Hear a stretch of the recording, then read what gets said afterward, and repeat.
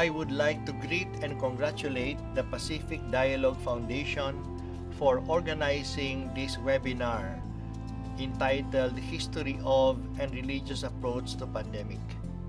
It is good that we look at this pandemic both from the holy books of the Bible and the Quran. And in this way, we will be able to understand better our approach to pandemic. At the same time, we will come to know each other better.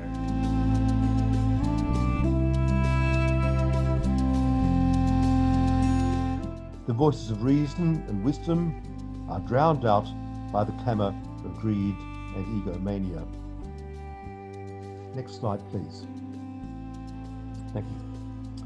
Christians have faith in the God who is benevolent and has given every means of bringing this world to its fullness. However, faith is sometimes set up in opposition to reason, as willful and enthusiastic, rational and unjustifiable. Faith in God involves using all the gifts He has given. There's work to do. Thus, we don't ask what God is doing about this pandemic. Rather, God is asking us what we are doing about it. We don't simply stand by. We share people's pain, but we also do what we can. One of the things to do is to have compassion on those who are suffering, on those who have died, on those who are experiencing job loss, financial stress, loneliness and frustration. It is a time of suffering, of pain for the body, of confusion for the mind, of existential doubt for the spirit.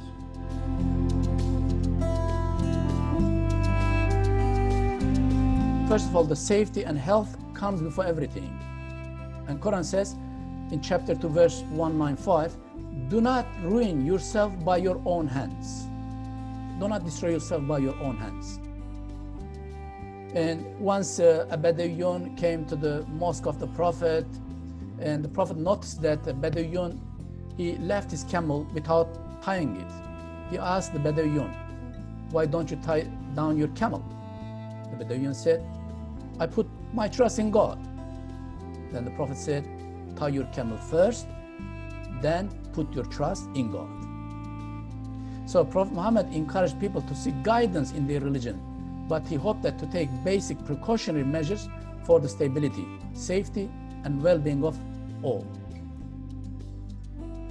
So as an individual, if we do not take precautions and die because of negligence, it will be considered a gradual suicide, which is one of the major sins in Islam, because of our negligence, or if we don't take precautions.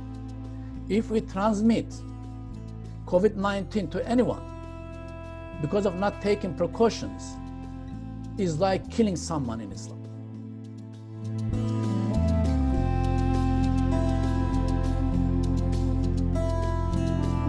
I am Hajasara El Handang from the Department of Education, Zamboanga City. Wow. And yes, I would like to share the good news that was brought to us by the pandemic, so that in our many readings we only see pandemic as negative, but the way our Professor Salim told us this afternoon, that this is not God's punishment, but this is a trial. So in the trial, there are so many that will win, and there are so many also that will lose. So as a mother, my experience in this pandemic is that during Ramadan, because it is forbidden for us to go to the mosque and pray, so there are thousands of houses that becomes a mosque. And there are thousands of fathers that becomes instantly an imam. So this brought joy to the family, making the family more contented, more religiously rich. And how many mothers were brought home from their offices to cook food for their family? How many fathers have stayed with their children, giving time for their children when they have spent all their lives in their work?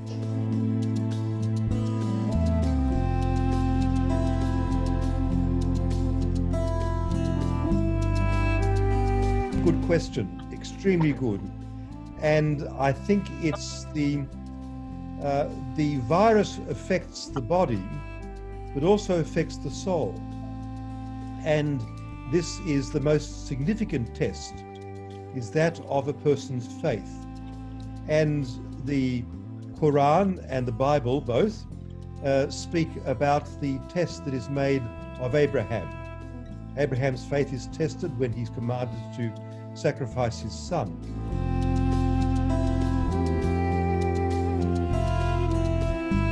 We thank you for the opportunity of encountering peoples of diverse religions, spiritual expressions, and indigenous traditions through dialogue.